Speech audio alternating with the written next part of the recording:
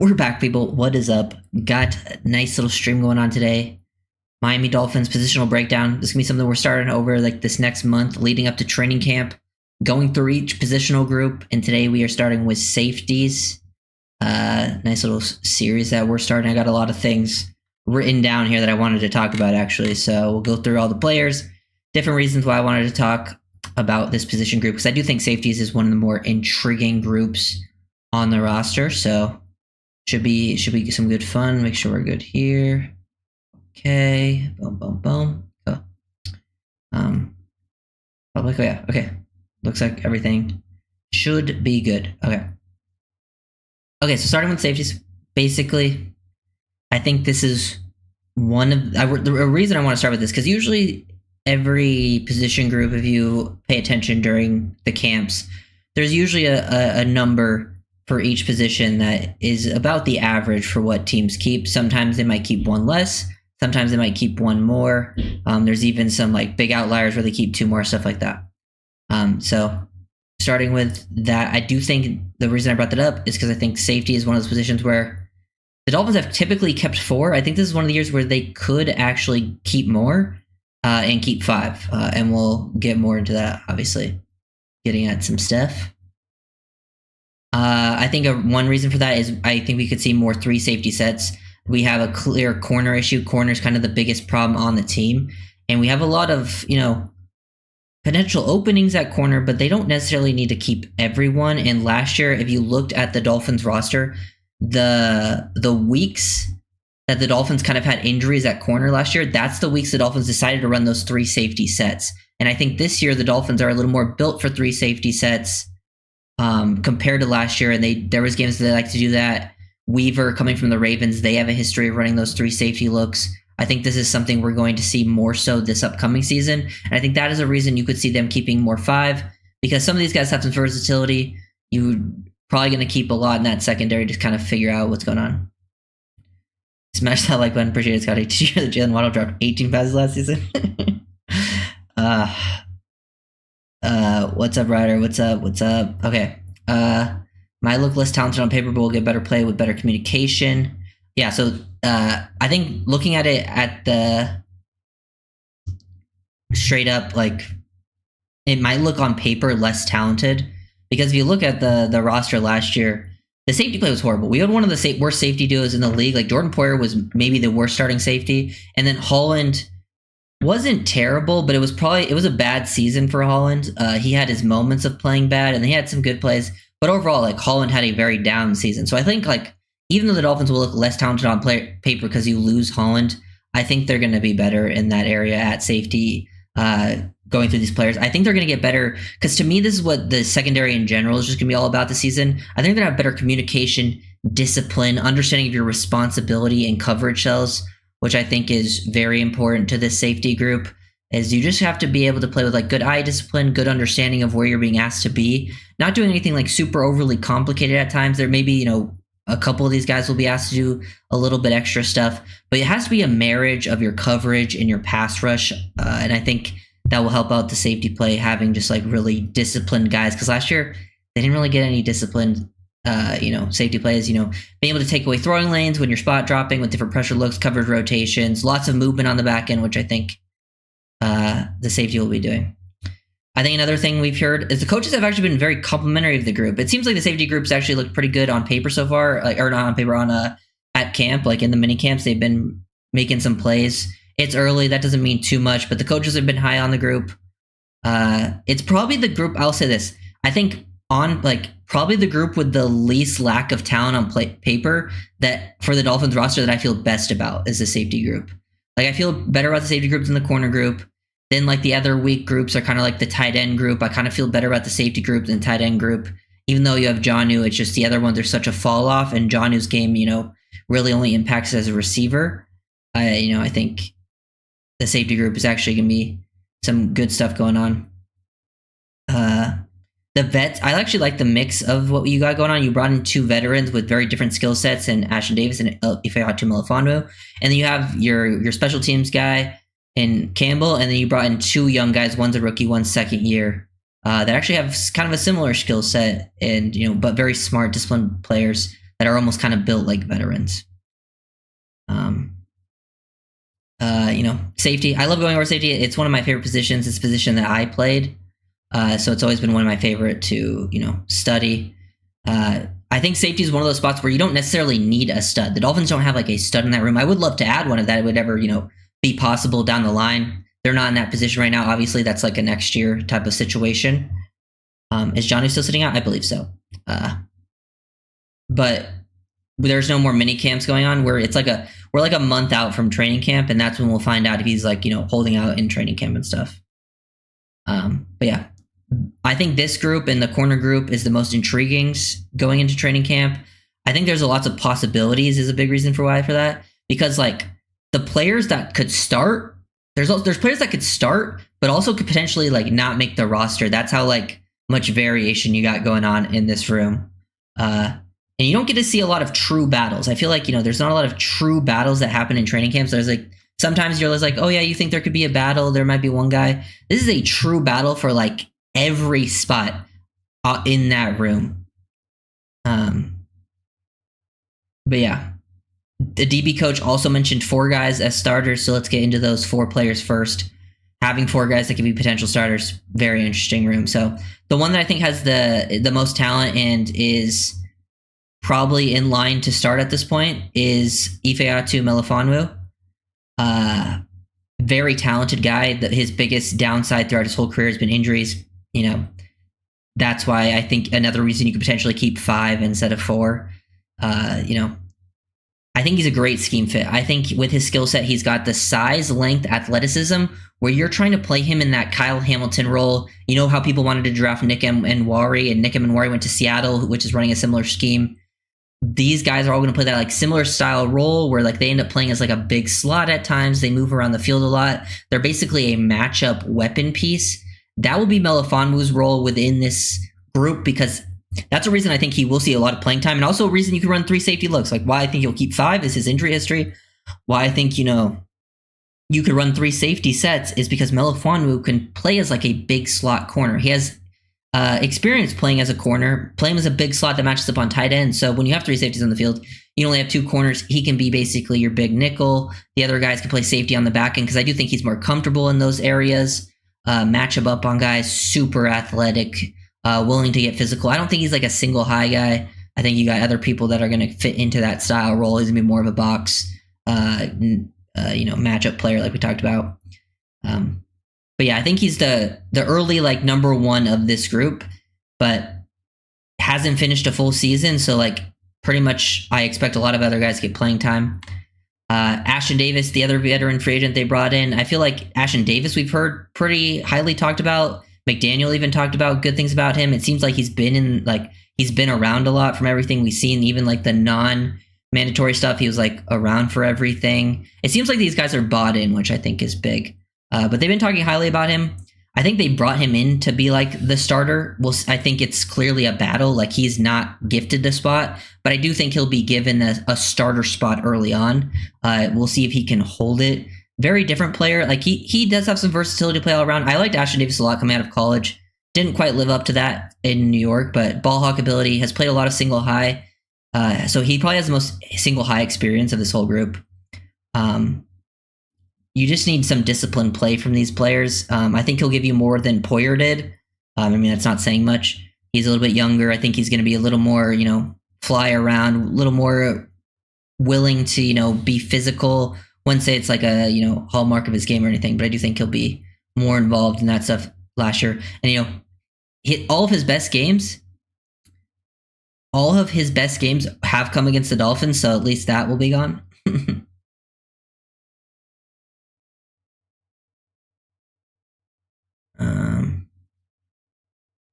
I don't think he's going to Dallas. I follow some Cowboys YouTubers, and if you know who Brian Broaddus is, he's an ex-scout for the Cowboys, and I've heard him talk about it, and he's like messaged people who work in the Cowboys organization, and he said that they're not interested in Ramsey at all. So that's just what, and he is very reliable. Like he was an ex-NFL scout. So I would be pretty surprised if he ended up going to Dallas based on that information. But yeah, Melifonwu, Ashton Davis, probably the two guys with the best chance, I think, of starting.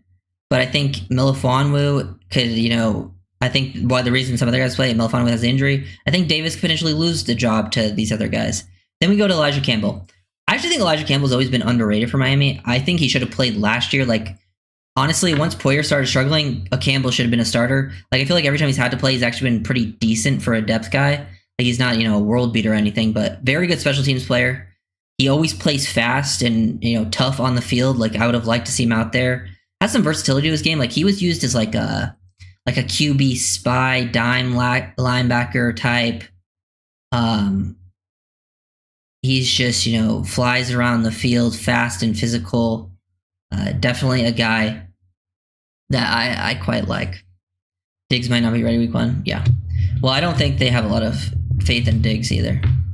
But they have drafted some people over there and brought other people in. Yeah, Ashton Davis will miss some tackles. But honestly, I don't think it will be worse than it was last year. Campbell, honestly, I wouldn't be surprised, though, I will say, if he's one of the 2 best starters at safety this year. I think everyone's going to see some playing time. Everyone's going to get a chance. It wouldn't surprise me if Campbell ended up being one of the top 2 and ends up being like one of your better starters, because I feel like every time they have to play, he's played pretty solid. Does a really good job in special teams. Like, he's going to make the team. Wouldn't be surprised if he's like your safety 3, though, in like those 3 safety sets, and gets like a lot in rotations and stuff. And those were the 3 mentioned. The first 3 mentioned of those 4 starters. The other one, Patrick McMorris. So our DB coach mentioned those 4. And he didn't mention Dante Trader, but he's obviously the one we'll get to. McMorris, coaches love him. I love McMorris, honestly. Like, after the preseason last year, player I started really to like. And he's a reason, like, that's why I'm like, sometimes you don't put in stock into like mini camp and even training camp sometimes, because McMorris wasn't getting any hype going into preseason. His drafts, even out of the draft, it wasn't that much. Training camp, there was like barely any talk about him. And then he goes out in preseason week 1, and he probably was your best player on the field. He played so well. Unfortunately, he missed most of your season last year with an injury and didn't get a chance to start. But for a 6th rounder, I think he's going to, like, for a 6th rounder going in second year and being talked about as a potential starting player, we've heard, rumors that the Dolphins like really, really like him. I think he's a very smart player. He's not going to blow you away with his athleticism, but he plays very under control. I think he's got good short area athleticism. I can think he can be like a split field safety, play in the box. But my guess for him probably is he probably doesn't start right away, but I think he will be for sure get a chance at some point. Whether it's, they finally put him in over someone who's struggling or the injuries, he's going to get a chance. And I think he's someone that when he gets his chance, he's not going to look back. That's how I feel about McMorris. I like McMorris a lot. I think you got to find one of the, like, you're really hoping one of McMorris and Trader steps up, because like if Melifonwu and Ashton Davis play solid, that's good for year 1. But they're kind of 1-year rentals at this point. They're both, free agents after this season. You really want one of these young guys to step up, so you have them long term. McMorris, I think, will be getting that first shot. I think the thing you really like about McMorris and Traders, they're just both like veteran-like players, smart, disciplined. They do the job that's asked of them. They're not going to be super flashy. But I think that's a big help of what they really want from the safety play. Because you look at the safety play last year, they tried to, they played a lot of undisciplined football, poor communication. Yeah, I don't expect any of these guys to be. I don't expect any of these guys to be worse than what Poyer was last season, to be honest. Now, I'm not saying any of them are going to be great or anything, but yeah. So the reason I expect them to keep 5, because all the 4 we just mentioned, I think, make the team. And then there's Dante Trader. So unless an injury happens to one of them, they could end up keeping 4. But I think, they drafted Trader for a reason. We've heard reports about how much they like them. I think it was Dante Fowler tweeted about it, like saying like they even think, like, reports he heard that they think they could even get play from him early on because of his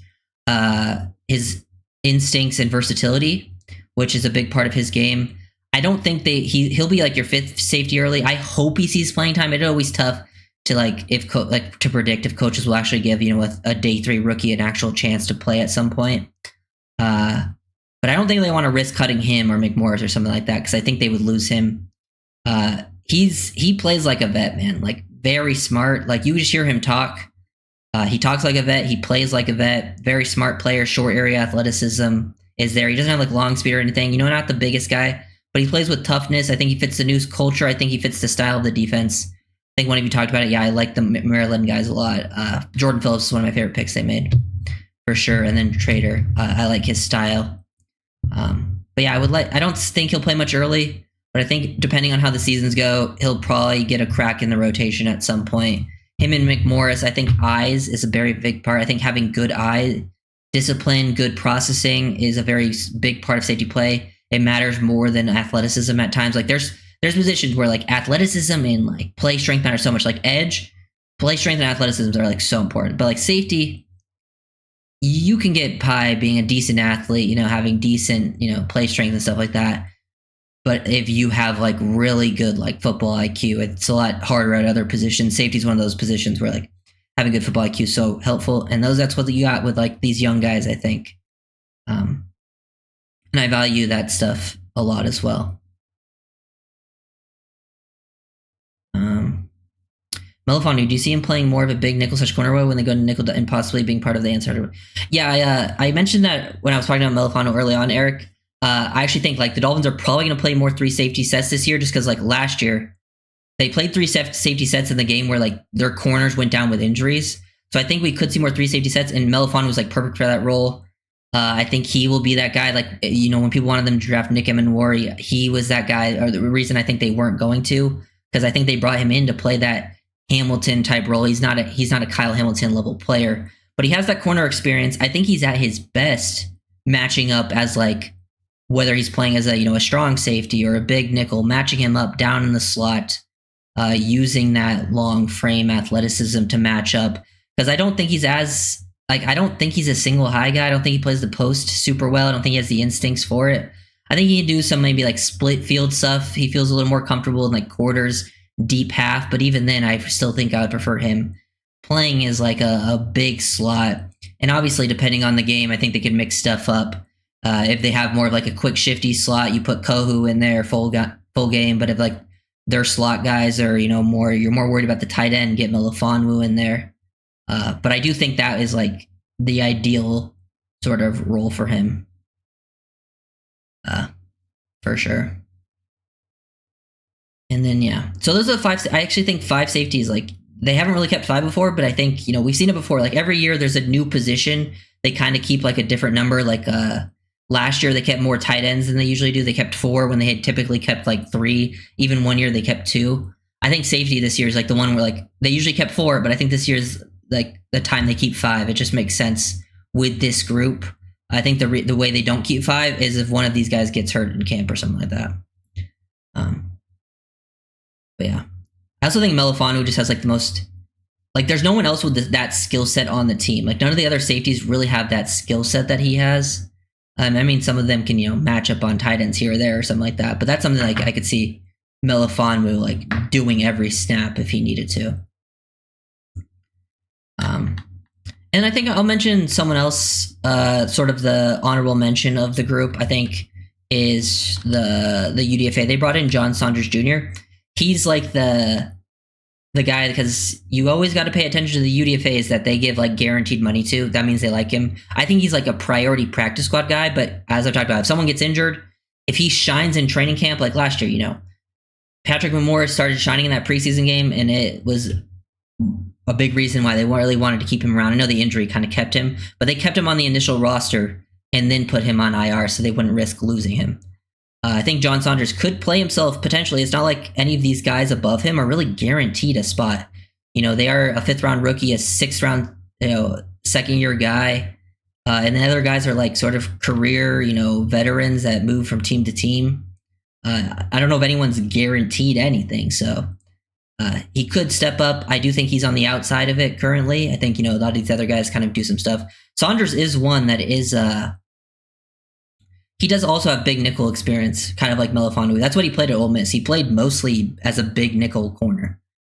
He was listed as a safety, but he played a majority of his snaps at big nickel. I know for some reason people think he's like a free safety, but he's got a pretty good size to him, I'm pretty sure. He's like 6'2", 200 something pounds, if I'm not mistaken. He's willing to be involved as a tackler too. He does. I think he had a lot of on ball production, so I think that's a reason people think he's like a single high type. Is they see a guy who has a lot of like interceptions and they think he just plays single high. That wasn't really his game. The other person in the room is Jordan Colbert. I don't really see Colbert making the roster. I think he's a potential practice squad guy though. Yeah, I think overall safety position, it's one of the positions you just don't need a star. It helps, obviously. It can, transform a defense from good to great or great to elite if you have that stud safety. But I think with the way the Dolphins have kind of built this defense and being able to get pressure with four, with your different looks, whether it's just bringing four straight up or using different simulated pressures, some different like fire zone blitzes. You just want guys that can basically disguise coverage pre-snap, have good communication, which I think these young guys, if you look at their film, like they're like a lot of times communicating pre-snap, post-snap as well, getting to the correct spot, like landmarks, getting to your correct depths, having good eyes, just making that split second, taking that window away for a split second where they have to hold on to the ball for, extra half second than they want to, and, you're able to get that pressure. I'm hoping Julian Hill makes a big jump this year. Tight ends one of the hardest positions in the NFL, especially. I mean, I would hope so too. I don't really expect it. I don't expect him to take a big jump. I wouldn't be surprised if he plays more so like how he played year one than year two, but I don't expect him to take like a huge jump or anything. I could see like a small jump though. I do agree about safeties not needing to be elite, but our corner room is woof. Yeah. Oh yeah, corner is definitely, in my opinion, the biggest. It's if you had to like rate the position groups, corner would be at the bottom. Like it would be the worst in my opinion. Like I feel more confident in the safety group. Like I like Ko as a player, but yeah, he's not a corner one. And the rest of the group, I do think they'll play above expectations for sure. Like I think you got a lot of guys that have some upside, and I think having that group up front is really the biggest help that corner group's gonna have.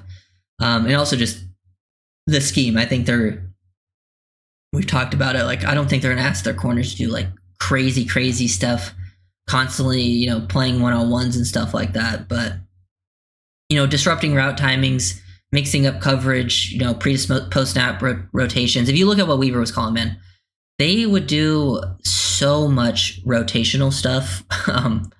Like they would basically play a lot of like variations of like Tampa 2 invert, where they would have like Kohu, who's playing nickel, rotate to a deep half. The other safety would still play deep half, and then the other safety would like come down and play as like the Tampa 2 Mike in the middle of the field. And they did that a lot. I feel like they did that more than anyone, I believe, from talking about it. Yeah. So excited to see Patrick Paul. Yeah, lots of potential. Yeah. We keep 5 safeties. How many corners do we keep? You could keep the same amount of corners you usually keep. I don't think they'll keep extra, but I think typically you keep around 6. I guess it could keep 5. Let me go and do the math. We got 1, 2, 3, 4, 5. They could keep 5 or 6, and then maybe you just keep 4 linebackers. That's 15, and then yeah, and then you could keep 9 or 10 on the defensive line. That could work. Because you could keep 5 and then maybe 4 and 5, or 5 and 5, and that's 25, which is usually what you keep on each side, because you can do 25 usually is about right. So like you can keep 11 DBs, which actually adds up from the math I'm doing here. You keep 4 linebackers, which I think is likely. And then if you look at like your edges and your D tackles, you can usually keep around 10, which puts you at 25. And if you keep 25 defense, 25 offense, it puts you at 50. And then you keep 3 your special teams, your punter, kicker, long snapper. And also you could create an extra spot by just cutting the long snapper. The Dolphins did it last year. They just kind of brought a new long snapper every 3 weeks and elevated from them from the practice squad. And honestly, I don't hate it, because like, who cares who your long snapper is?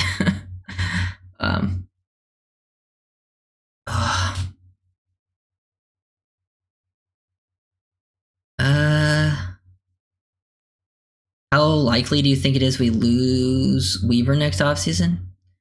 I don't know. I mean, if we fire, it depends. We could also, like, if we move on from McDaniel, I could also see Weaver being like, if they, becoming the head coach, like he would be a possibility for that job.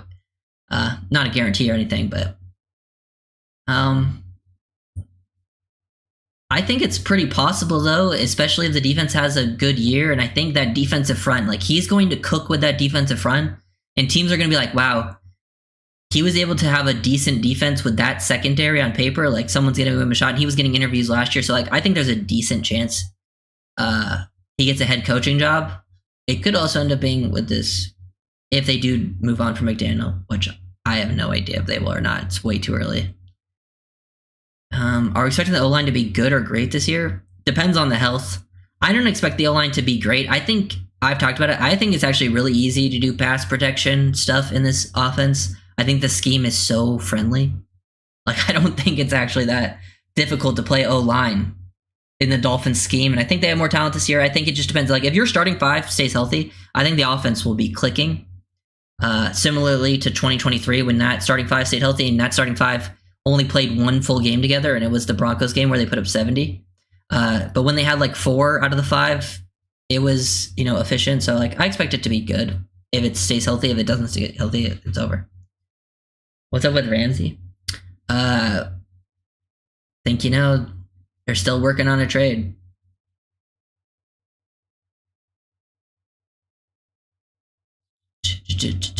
Yeah. So that was, I think, everything I want to talk about with the safety stuff. I also saw this. Nick Corte, I think I don't know how to pronounce his last name, but Nick, he's like works for like Over the Cap. He's like the compensatory pick guy. You go to him and he knows all the compensatory stuff. And he says, and this was his best guesstimate, but we hadn't had this really like confirmed or anything. It's still not confirmed. You have to see how the season plays out. But he does have it written down that Javon Hollins will be worth a 4th round comp pick. So it looks as of right now, the Dolphins will get a 4th round comp pick next year, at least according to people that actually know what they're talking about, just based on the formulas, because he goes through that stuff. Because we weren't sure. I think the Dolphins only got that comp pick because Agba signed with the Jaguars, which actually helped the Dolphins get that comp pick because they were tied in numbers. Also the calendars. They released the calendars for like training camp dates fans can attend, which is always fun because we can get to see like extra videos, more people talking about it. Always a good time. But yeah.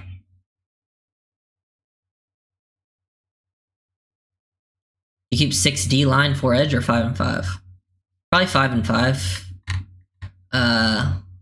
You have Grant, Sealer, Jordan Phillips, Benito Jones. And then the 5th will be, and the 5th is like a fight between, guys like Matthew Butler, Zeke Biggers, guys like that for the 5th spot. Because, like, I don't think you need to keep, like, you really, like, there's only those 4, like Grant, Benito Jones, Sealer, Phillips are like the only 4 that, like, I would for sure keep. The other ones, I'm like, let them fight. You can probably even keep some of them, 1 or 2 of them on the practice squad with how it plays out. Like, I don't see most of those guys getting picked up. So I don't think you need to keep 60 line. And then for edge, you got Phillips, Chubb, Chop. And then you basically have, like, those 3 are obviously guaranteed. And then for the other 2 spots, you have, like, Quentin Bell, Kamara, Grayson Murphy, and then also, like, Cameron Good. Like, those guys fighting for 2 spots. So that would be an interesting battle.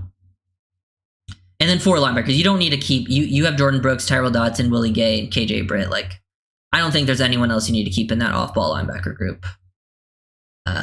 But yeah, I'll go to those positions more in depth leading up to training camp. I will have like notes on all of them, talk about reason why like I prefer maybe this guy over this guy. That's kind of how I see the safety room at this point. Melifonwu and Davis are probably your early starters, the vets they brought in. Melifonwu, I think, has the most like unique skill set. Very excited to see how he's used, and I think if he stays healthy, if Melifonwu stays healthy, he's going to have a role throughout the whole season. Davis is one that I could see potentially losing his job. I think he'll play like maybe decent enough to hold on to it for, at least a little bit. Play better than Jordan Poyer for sure. I think Elijah Campbell will probably be, if like you do play 3 safety sets, he'll probably be in the first crack. But at some point they're going to give these young guys a chance, and I really hope you can get something from McMorris or Trader, one of them, maybe both. Even that'd be great. That'd be phenomenal because you're kind of trying to look at this team from a long-term perspective as well, especially in the secondary, because past you think it's bad this year, past this season you're going to have even less. So you got to know what you have in these young guys to see if like, hey, we need to add a starter or 2 starters or 3 starters. Yeah, no Tyndall. Sorry, Channing. Your time has come. You would have to play insane. What do you think about using Gordon as a fullback? He can't play fullback. It's just not his game. I'm not so sure that Ko is CB1 is the best. Well, no, he's definitely. I mean, he is the Dolphins CB1 once they trade Ramsey. But yeah, I don't. No one is saying he should be any team CB1. Like, I like Ko as a player, but I think Ko should be a nickel. I think your nickel can be your best corner, but he should play nickel, which I think he's going to play more outside the season than he usually has. And then he should be like, honestly, like your 3rd best corner though. Unfortunately, he will be the Dolphins' best unless one of the young guys who we haven't seen a ton from like really steps up, which I guess is possible. Like Kohu was a UDFA, so it's not like would be that surprising if these other UDFAs end up playing better than him. And then maybe right before training camp, I'll do like a full 53-man prediction. And then like before the actual 53-man prediction, we can do another one. We can look at the old one, see if I'm on the same page with my old self. Because the reason, doing it pre-training camp, is more so for fun because things change so much in training camp and preseason, but we can see how things play out. Plus, even things change with like injuries and stuff too. UDFA covering Chase. I don't know. I mean, yeah, it doesn't matter really who you'd have on Jamar Chase. Honestly, even if you had Jalen Ramsey on Jamar Chase, I don't think it would be good because Ramsey last year, every time Ramsey went one-on-one versus like the team's best receiver, I feel like he lost that rep for the most part. Like when they went press man to man versus Garrett Wilson, he lost. Like remember week 1 versus Brian Thomas Jr., even a rookie, like he got cooked versus Brian Thomas Jr. as one-on-ones. It's just we didn't do a lot of one-on-one press stuff. And I don't think that's the biggest Ramsey strength of his game. Like if you go back and watch Ramsey, like Ramsey's always actually been his best playing like in out of phase coverages. But yeah, I mean, we're getting cooked regardless, especially against the best of the best receivers. Like Ramsey can obviously cover a lot of players in the league, but like the really good ones, they have started to give him troubles in those one-on-one situations.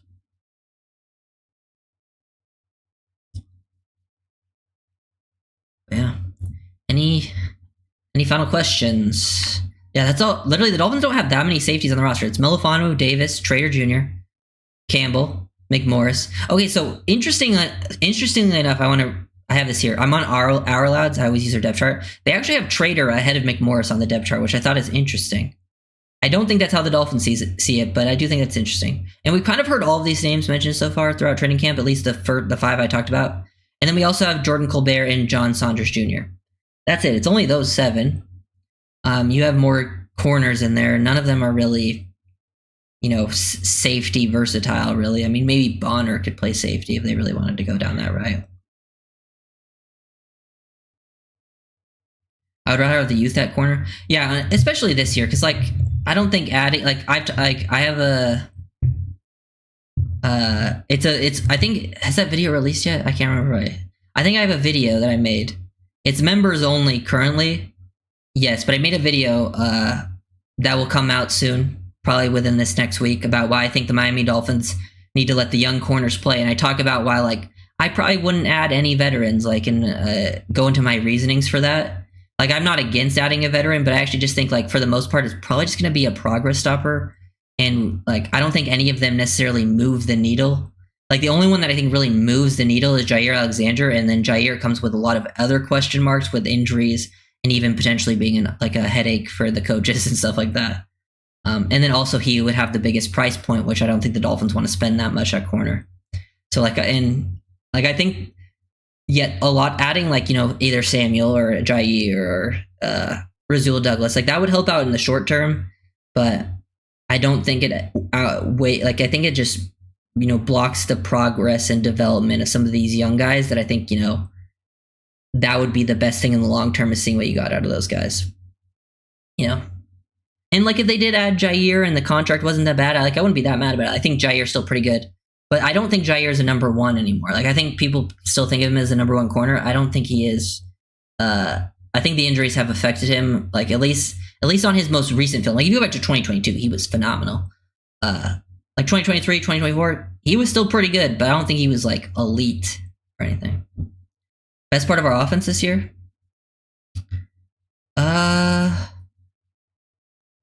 Best part of our offense this year. You know what? I'm going to say I think the Dolphins will be able to run the ball pretty well this year, and I think that will make that being better, running the ball, I think will make the play action part of the offense very effective. So I think they're going to be able to push the ball down the field a little bit more off their play action game and hit like those throws you saw more so in the past, like 2023, 2022, than you saw last year. I think they brought in people that fit into that. I think you have even guys not off the non-play action stuff that can pass block a little bit better.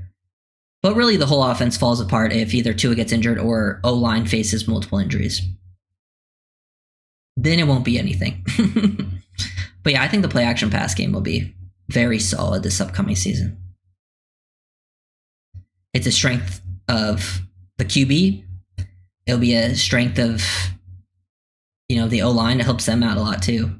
And the receivers are very good at getting to their spots. I think I saw this post about anticipation and from these coaches on Twitter, and I think they did a good job explaining it, how they teach anticipation.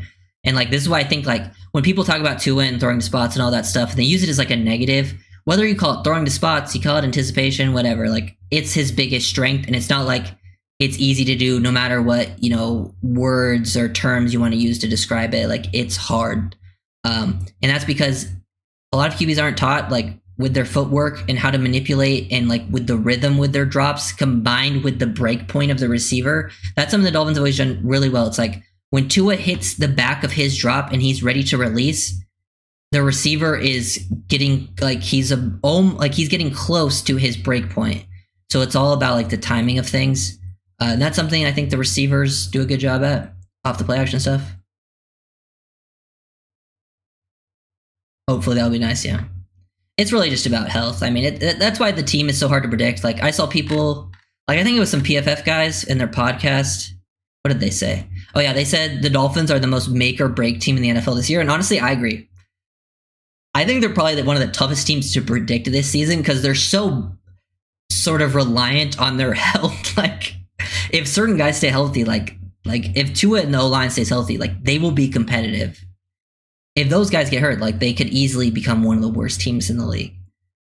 And everyone on from the coaching staff, the general manager, your quarterback, it's kind of a make or break season for them, in my opinion, at least in my eyes. Maybe Ross sees it differently, but I think, that will be pretty big for them. I hope so, Dominic. That's something I want the most. I want if there's any individual player I'm rooting for the most this season, to have individual success, it's Waddle. I want him to be really good. If I'm going into fantasy draft, should I target Waddle or Hill or both? I guess it just depends, Dominic, on where you get them. If I could get Waddle, I don't know. I haven't done any fantasy stuff this year. I haven't looked at anything, so because it's early for me, I'll probably get into it in a little bit. But I guess it just depends on where they're being drafted. Because if Waddle's going a couple rounds later or something like that, I would be targeting Waddle. But if Tyreek's fallen farther than expected, I could easily see how Tyreek's still insanely talented. I think some people think he fell off. I don't think he fell off. I think it was more so to do with everything else around him. If NWI and Malik are 3 and 4, who is 5 and 6? Yeah, that's where things get tough. One, I will say that's a position I could see them only keeping 5. They might not keep 6. They could keep 6, but last year they only kept 4 initially, actually. They might even kept 3 because of all the weird injury stuff going on. And then they kept on 4, and then they kept 5 for most of the year. They were rotating guys in it. They never really kept 6 all season. Now they have a lot more bodies here, but that is tough to predict. I really have no idea. I'm just gonna guess Armstrong is one of them, and then like maybe Taj. But I could see it being Escourage. I could see it being Theo Weiss. But maybe they keep like one small guy, one big guy as fifth, sixth, so they can like back up those spots. Have backups for both spots. But I guess it could keep two big guys, just keep Weiss and Armstrong, because then that would mean you would have Tyreek, Waddle, and Malik, who are kind of your, smaller, shifty guys. And then you have NWI, Armstrong, Weiss would have three bigger bodies. I wouldn't mind that strategy either. Receiver's tough. I think receiver depth is one of the tougher ones to predict right now. That one's like, just wait to see what happens in training camp, see who actually steps up. Because like I prefer Armstrong over Weiss Jr., but Weiss did get more of a what's it called? He got more guaranteed money. I think he might have got the most out of the UDFAs brought in. Yeah. I think I'm gonna end it there. Thank you guys for watching. Appreciate y'all. We'll do, I don't know what position group I'm gonna do next, but we will go through some maybe I'll do corner next because it's another big talking point. So